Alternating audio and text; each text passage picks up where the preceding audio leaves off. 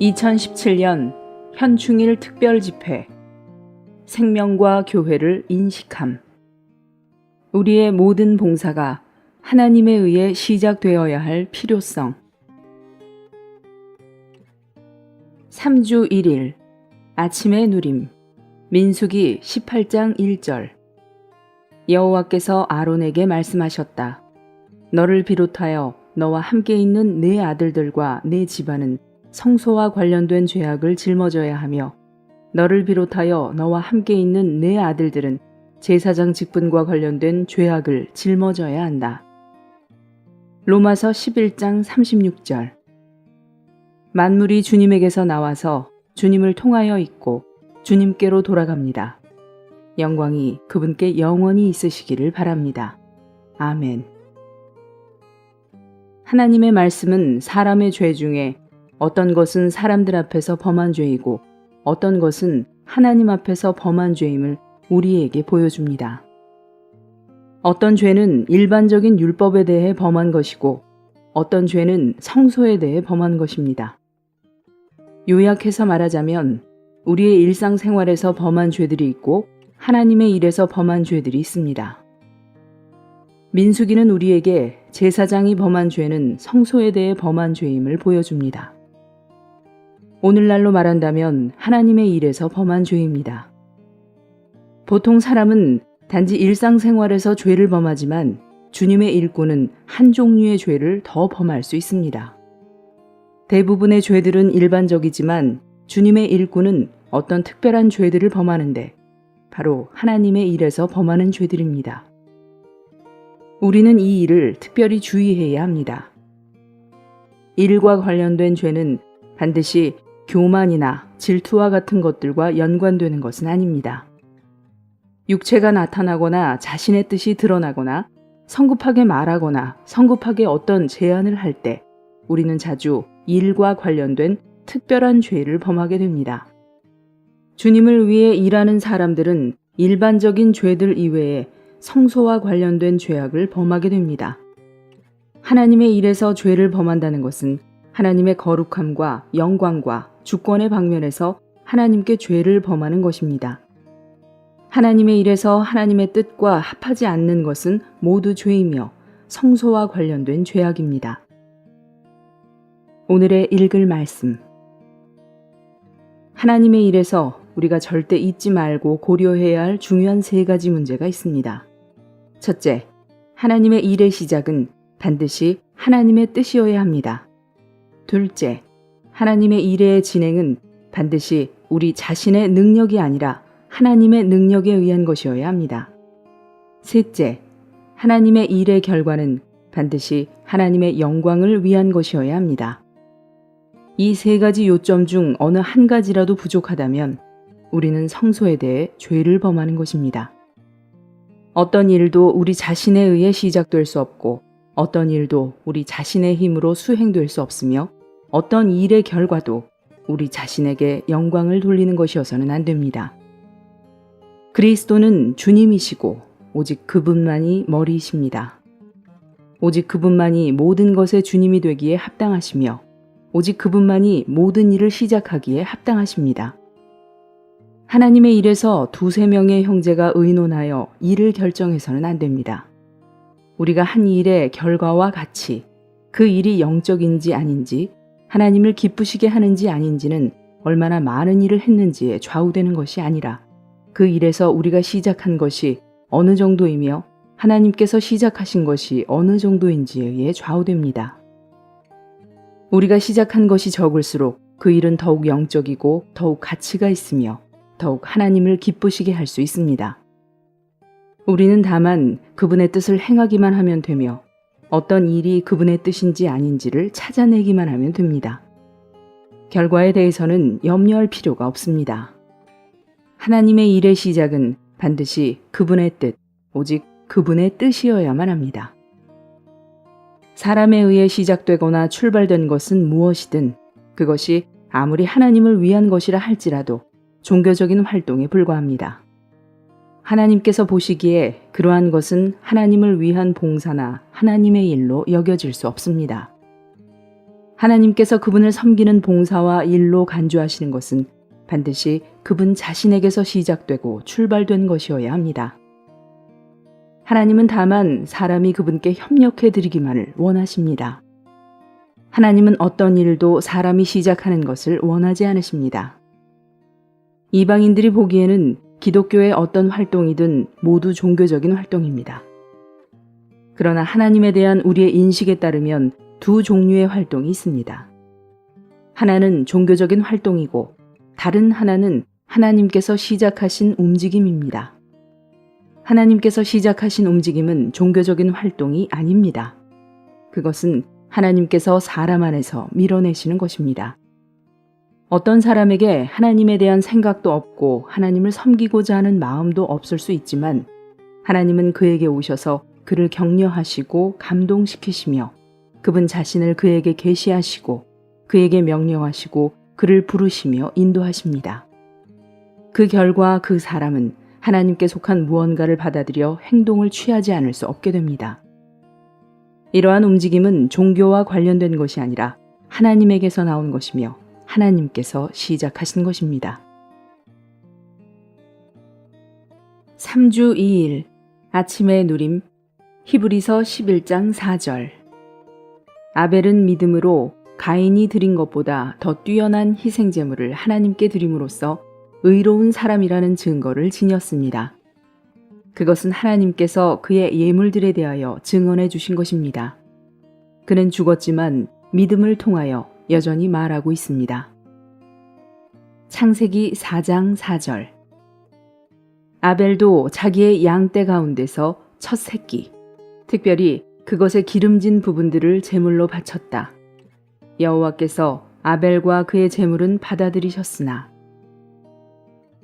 성경은 우리에게 아담 이후에 첫 번째로 하나님을 섬긴 사람이 아담의 두 아들인 아벨과 가인이라는 것을 보여줍니다. 가인은 형이고 아벨은 동생이었습니다. 겉으로 보기에 이 두 형제는 하나님에 대한 인식을 가지고 있었습니다. 아벨도 제물을 드렸고 가인도 제물을 드렸습니다. 그러나 아벨이 제물을 드린 것은 종교적인 활동이 아니었지만 가인이 제물을 드린 것은 종교적인 활동이었습니다. 이것은 아벨이 제물을 드린 것은 아벨 자신에게서 나온 것이 아니라 하나님에게서 나온 것이었으며 하나님께서 아벨에게 그렇게 하도록 지시하셨기 때문입니다. 하나님은 아벨의 방식에 따른 희생 제물을 원하셨습니다. 그것의 근거는 무엇입니까? 히브리서 11장 4절은 아벨은 믿음으로 가인이 드린 것보다 더 뛰어난 희생 제물을 하나님께 드림으로써 라고 말합니다. 로마서 10장 17절에 따르면 믿음은 말씀을 들음에서 납니다. 그러므로 아벨이 제물을 드린 것은 들음에서 나온 것이었습니다. 아벨은 무엇을 믿었습니까? 아벨은 하나님을 믿었습니다. 아벨이 제물을 드린 것은 하나님의 말씀을 듣고 드린 것이기 때문에 하나님의 말씀으로부터 나온 것이었습니다. 아벨은 하나님의 말씀을 통해 계시를 받았습니다. 그는 하나님의 말씀을 들었습니다. 그리고 그는 믿었으며 믿음에 의해 하나님께 희생제물을 드렸습니다. 오늘의 읽을 말씀. 아담이 타락한 후에 하나님은 희생제물의 피 흘림으로 성취되는 구속을 사람에게 보여주셨습니다.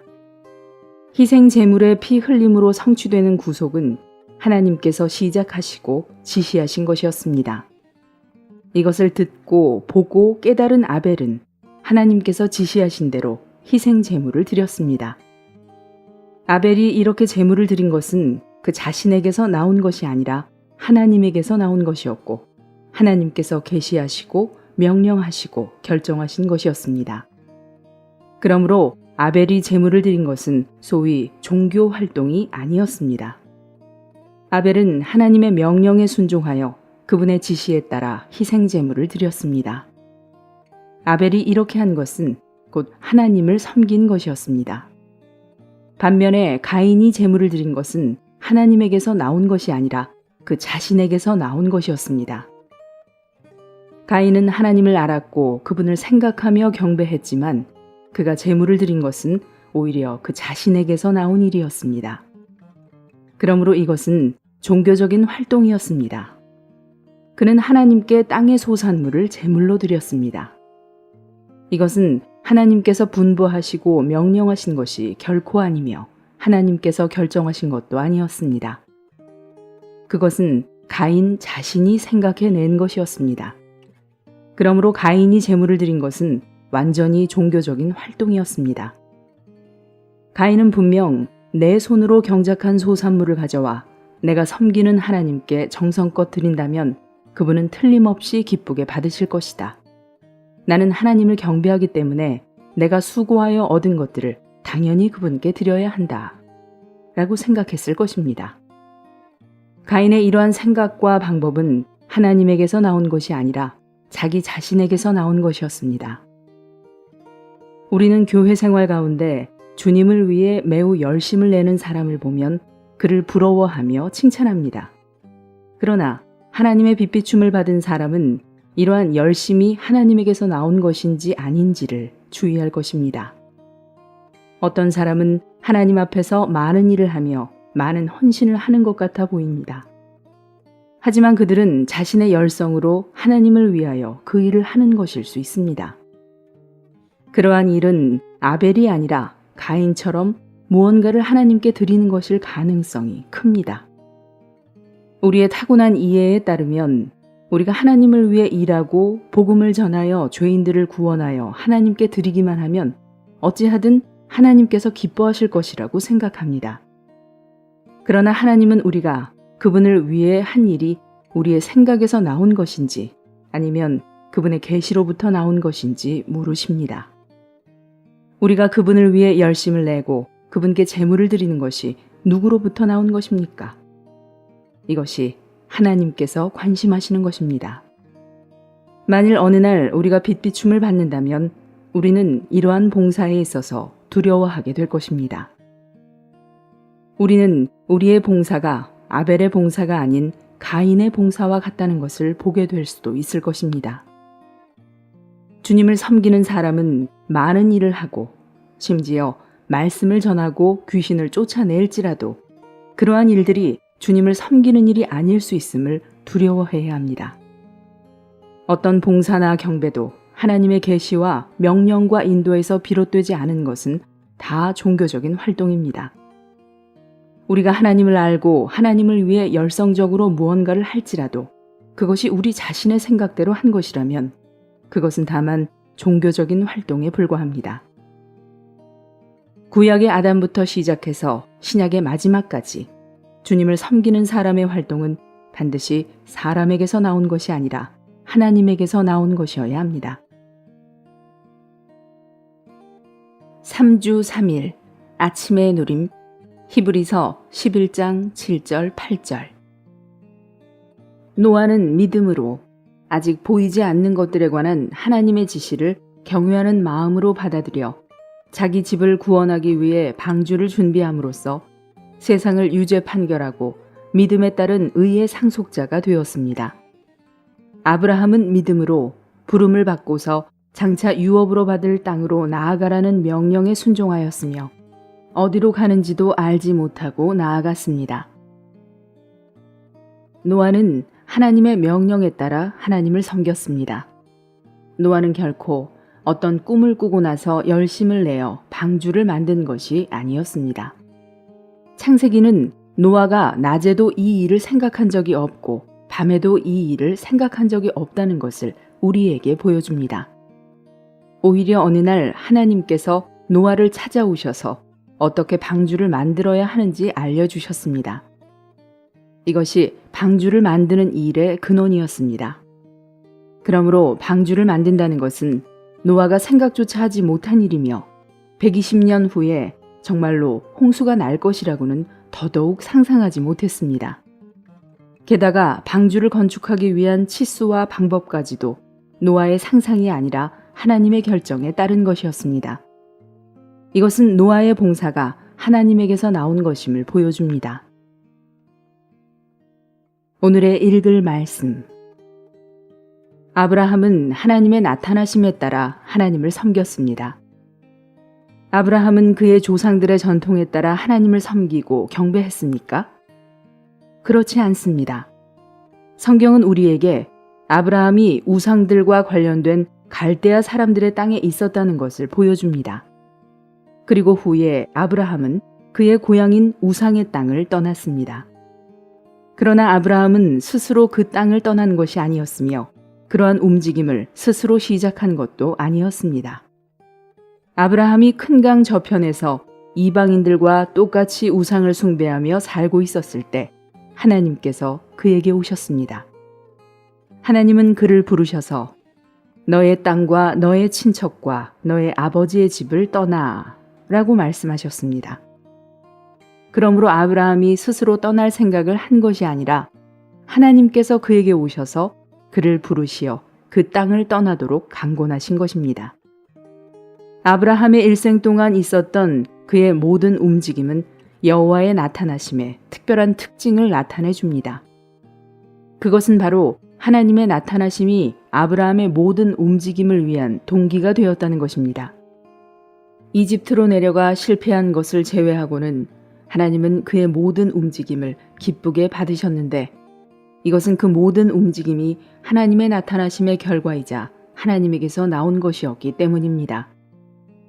모세는 이스라엘 백성을 구하기 위해 하나님의 지시대로 하나님을 섬겼습니다. 모세는 하나님을 경외하고 하나님을 알았으며 게다가 자신의 가족에게 교육을 받았기 때문에 이스라엘 백성을 위해 매우 열성적이었습니다. 그는 심지어 이스라엘 백성을 위해 이집트 사람을 쳐서 죽였습니다. 그러나 성경의 기록에 따르면 이러한 것들은 하나님께 쓸모가 없었습니다. 모세는 광야에서 40년 동안 그의 모든 인간적인 재능을 잃어버리는 단계에 이르기까지 저리를 받았습니다. 이 시점에서 그는 사람의 생각에서 나온 일과 종교적인 활동에 대해 흥미를 잃었습니다. 그는 80세가 된 후에 분명 자신이 양떼를 목양하는 것 외에는 더 이상 무엇을 할 수 있겠느냐고 생각했을 것입니다. 그는 하나님을 섬기는 것이나 이스라엘 백성을 구하는 일에 대해서는 더 이상 생각하지 않았습니다. 이제 그에게 이러한 일들은 아무런 의미가 없었습니다. 그러나 모세가 모든 것이 끝났다고 느꼈을 때 하나님께서 오셨습니다. 하나님은 그를 부르셔서 내가 너를 파라오에게 보내어 내 백성 이스라엘 자손을 이집트에서 이끌어내게 하겠다 라고 말씀하셨습니다. 하나님께서 오셔서 모세를 보내신 것입니다. 모세가 이스라엘 자손을 구하러 가는 것은 그 자신에게서 비롯된 일이 아닌 하나님에게서 나온 일이었습니다. 그뿐만 아니라 그가 이스라엘 자손을 구하는 것과 관련된 모든 움직임이 하나님의 지시에서 나온 것이었습니다. 이스라엘 백성이 어린 양을 잡고 유월절을 지내고 홍해를 건너는 것 모두가 모세의 상상이나 그의 생각에서 나온 것이 아니라 하나님의 지시에서 나온 것이었습니다. 하나님께서 직접 이스라엘 자손을 인도하시면서 매 단계를 통과하게 하셨습니다. 심지어 모세가 시나이 산에서 성막을 건축할 때 그는 하나님께서 산에서 보여주신 모형에 따라 그대로 건축했고 그 모형에서 벗어난 것은 조금도 허락되지 않았습니다. 이것은 참된 봉사가 우리에게서 나올 수 없으며 오직 하나님에게서 나온다는 것을 보여줍니다. 우리에게서 나온 것은 종교적인 활동에 불과하고 오직 하나님에게서 나온 것만이 계시에 따른 봉사입니다. 3주 4일 아침의 누림 사무엘하 7장 5절 가서 내 종 다윗에게 말하기를 여호와께서 이와 같이 말씀하시되 네가 나를 위하여 내가 살 집을 건축하겠느냐. 11절부터 13절까지 여호와가 또 내게 이르노니 여호와가 너를 위하여 집을 짓고 내가 네 몸에서 날 네 씨가 내 이름을 위하여 집을 건축할 것이요. 다윗은 열심을 내어 하나님을 위해 성전을 건축하기 원했습니다. 하나님은 다윗의 이러한 생각을 기쁘게 받으셨습니까? 하나님은 다윗이 하나님을 생각하는 마음과 하나님을 사랑하는 마음은 기쁘게 받으셨지만 성전을 건축하고자 하는 다윗의 의도와 결정은 거절하셨습니다. 그분은 즉시 신원자 나단을 보내어 다윗에게 네가 나를 위하여 내가 살 집을 건축하겠느냐? 라고 물으셨습니다. 하나님은 다윗의 선한 의도를 거절하셨습니다.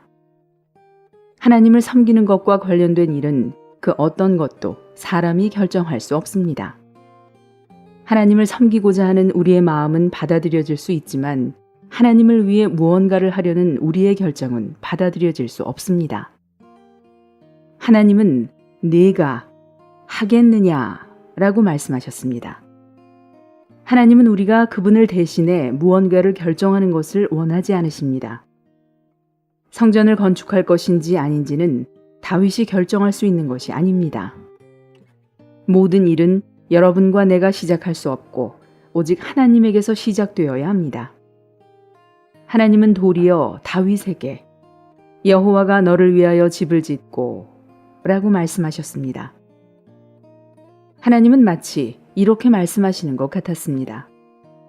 다윗아, 네가 나를 위하여 나의 거할 집을 건축하겠다고 말하지만 너는 정말 너 자신이 무슨 말을 하는지 잘 모르는구나.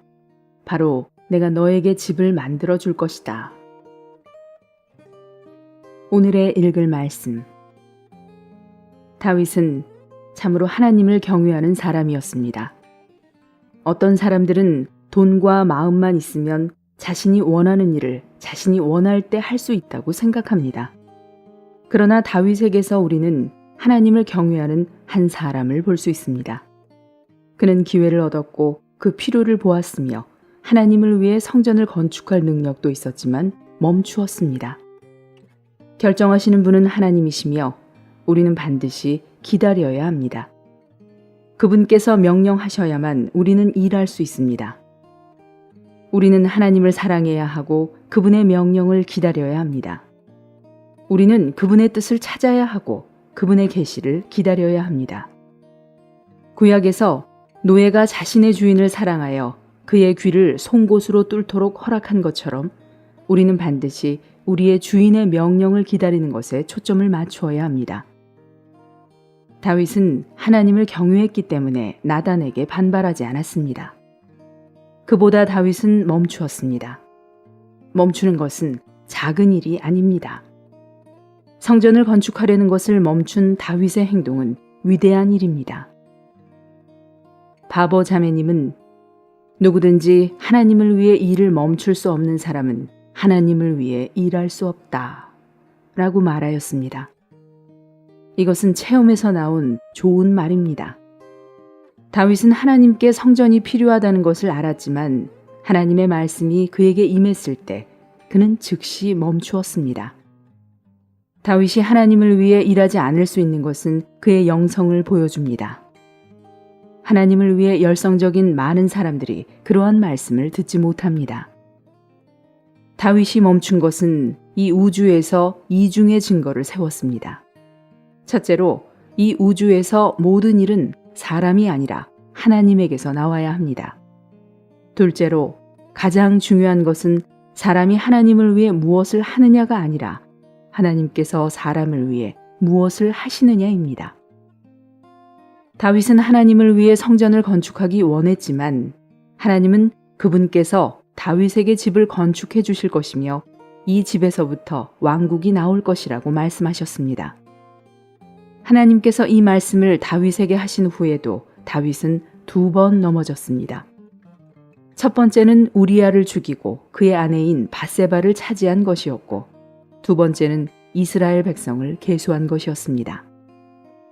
그러나 놀랍게도 다윗이 우리아를 죽인 후에 밧세바는 다윗에게 한 아들 곧 솔로몬을 낳아주었고, 다윗이 이스라엘 백성을 계수한 것 때문에 하나님께 징벌을 받은 뒤 다윗은 하나님께서 지시하신 대로 한 구획의 땅에서 희생제물을 드렸는데 후에 그 땅은 성전을 건축하기 위한 부지가 되었습니다. 성전을 건축하기 위한 아들과 부지는 둘 다 다윗이 죄들을 용서받은 결과로 나왔습니다. 이것을 볼 수 있는 사람들은 모두 고개를 숙여 하나님을 경배하며 우리가 하나님을 위하여 무엇을 하는 것이 아니라 하나님께서 사람을 위하여 무언가를 하시는 것입니다. 라고 말할 것입니다. 우리는 하나님께서 단지 우리의 협력만을 원하신다는 것을 깊은 속에서부터 반드시 배워야 합니다. 하나님께는 우리가 그분을 위해 어떤 것을 하는 것이 필요하지 않으십니다. 심지어 우리가 하나님을 위해 무언가를 할 수 있을지라도 하나님은 그것을 필요로 하지 않으십니다. 하나님은 다만 우리의 협력을 필요로 하십니다. 우리는 반드시 우리의 모든 의견과 결정과 구상을 멈추어야 합니다. 우리에게 필요한 것은 하나님께서 말씀하시게 하고 하나님께서 관여하시게 하며 하나님께서 명령하시게 하는 것입니다. 우리는 다만 그분께 협력해 드려야 합니다. 3주 5일 아침의 누림 사도행전 22장 8절. 그래서 내가 주님 누구십니까? 라고 하니 주님께서 나에게 말씀하셨습니다. 나는 네가 박해하는 나사렛 사람 예수다. 10절. 내가 주님 무엇을 해야 합니까? 라고 하니 주님께서 나에게 말씀하셨습니다. 일어나 다마스쿠스로 들어가거라. 그러면 거기에 내가 해야 할 모든 일에 관하여 말해줄 사람이 있을 것이다. 구원받기 전에 바울은 사울이라고 불렸습니다. 그가 사울이었을 때 그는 결코 큰 죄인이 아니었습니다. 오히려 그는 하나님을 경외하고 율법을 따르며 열심을 내는 경건한 바리새인이었습니다. 그러나 그의 모든 활동은 계시도 없고 하나님의 빛도 없는 종교적인 활동이었으며 전부 그의 생각에 근거한 것이었습니다. 그는 조상들의 전통을 따랐으며 가말리엘의 문화에서 가르침을 받았습니다. 그러나 어느 날 다마스쿠스로 가는 길에서 그는 주님을 만났습니다. 그때에 이르러서야 그는 주님 무엇을 해야 합니까? 라고 물었습니다. 이렇게 묻는 사람은 복이 있습니다. 우리는 모두 제가 이것을 하겠습니다 라고 주님께 말씀드리기보다 주님께 제가 무엇을 해야 합니까? 라고 여쭈어야 합니다. 주님께서 그에게 일어나 시내로 들어가거라. 그러면 내가 해야 할 일을 말해줄 사람이 있을 것이다. 라고 말씀하셨습니다. 주님은 바울이 장차 해야 할 일을 알려주셨습니다. 바울이 무엇을 결정한 것이 아니라 주님께서 이상을 그에게 보여주신 것입니다. 그러므로 이상을 보는 것은 우리의 결정에 달린 것이 아닙니다. 우리가 결정한 것은 옳지 않고 하나님께서 결정하신 것만 옳습니다. 오늘의 읽을 말씀. 하나님을 섬기는 모든 사람들은 반드시 이러한 예들로부터 한 가지 원칙을 보아야 하는데 바로 하나님의 일은 사람의 협력을 필요로 하지만 사람이 시작할 것을 요구하지 않는다는 것입니다. 그러므로 사람이 시작할 수 있는 일은 하나도 없습니다. 모든 일은 하나님께서 시작하시고 그분께서 명령하시며 그분께서 부르시고 그분께서 분부하신 것이어야 합니다. 우리는 다만 조건 없이 그분의 말씀을 들어야 합니다. 그분께서 분부하시면 우리는 순종해야 하고 그분께서 요구하시면 우리는 받아들여야 합니다. 우리는 하나님의 명령과 하나님의 뜻과 계시를 어떻게 알며 하나님께서 우리가 무엇을 하기 원하시는지를 어떻게 알 수 있는지 질문해 보아야 합니다.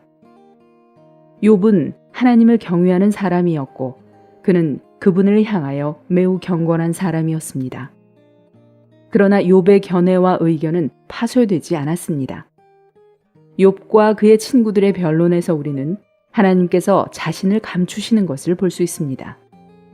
욥과 그의 친구들의 말이 모두 바닥난 후에야 하나님께서 오셨습니다.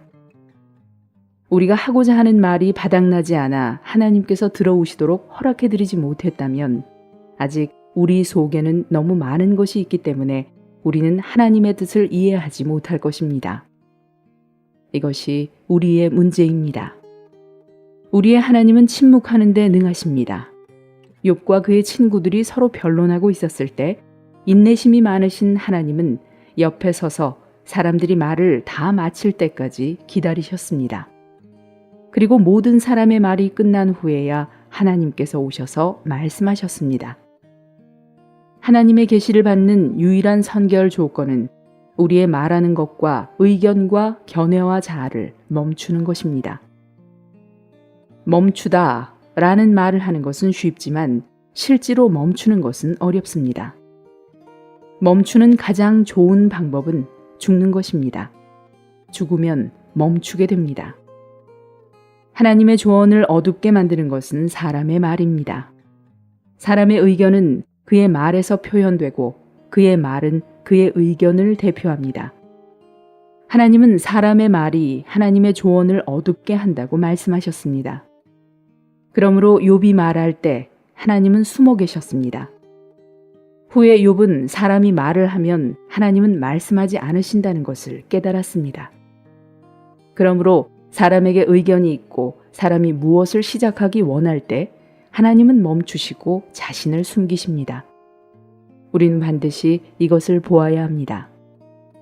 성경은 사탄에 대해 말할 때 자주 사람의 의견을 언급합니다.